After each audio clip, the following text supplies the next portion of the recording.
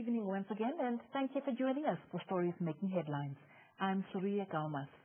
The SWAPO Party Secretary General has dismissed media reports that the Central Committee has set up a committee to investigate the alleged smear campaign among the party's top leadership. Pendukeni Ivula Itana says the Central Committee did not discuss the issue, but the meeting only reviewed the Politburo's work from March to November this year. Ivula Itana addressed the media at the party's headquarters on the outcome of the Central Committee, which was held last weekend. She also put it on record that there was no infighting among the party's top leadership. Ivula Itana said the Central Committee meeting had taken note of the information pertaining to the local authority elections for Oshinene and Oraniemund scheduled for March next year. Karas Regional Governor Bernardo Swartboy has expressed disappointment with the tender board's delay in the allocation of the tender for the construction of the Neckartel Dam west of Keetmanshoop. Swartboy alleges that the delay comes down to sabotage of the country's economic development. He has called on the tender board to resolve the matter before the end of this month. The project is estimated to cost government about $3 billion, which will result in the creation of hundreds of jobs.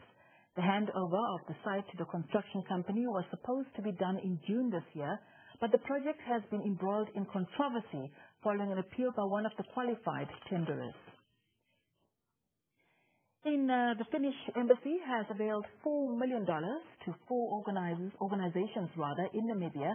The grant is aimed at supporting initiatives by local, non-governmental organizations, community-based organizations and institutions, as well as limited private initiatives. Half of the $4 million grant went to the Namibia Institute for Democracy to fund a one-year project aimed at strengthening civil society's advocacy role to influence policymaking while enhancing interaction between citizens and government officials.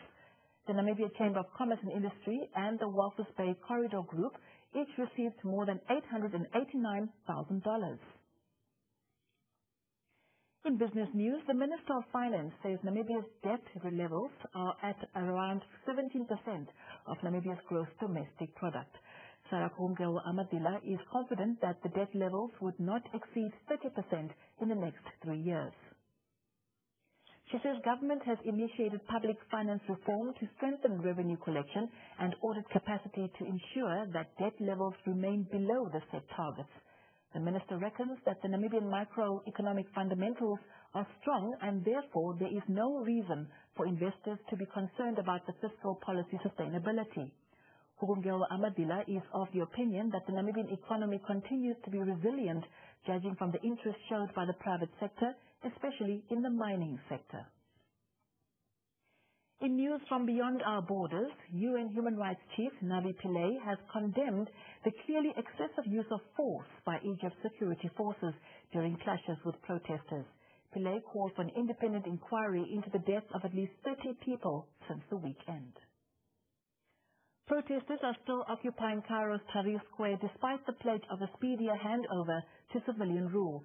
Security forces again fired tear gas at protesters near the Interior Ministry after a brief truce collapsed. It's on to sports news now, where the northern town of Undangwa will kickstart a series of sports activities lined up for the festive season in the northern regions, starting with the soccer tournament this weekend.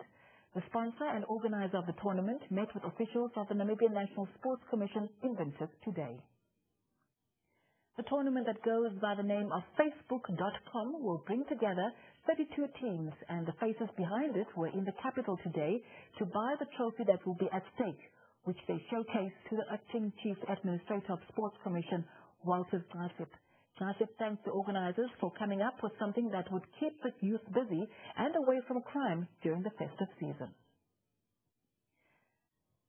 Well, those were the stories that made headlines tonight. Pleasant viewing further on, and good night.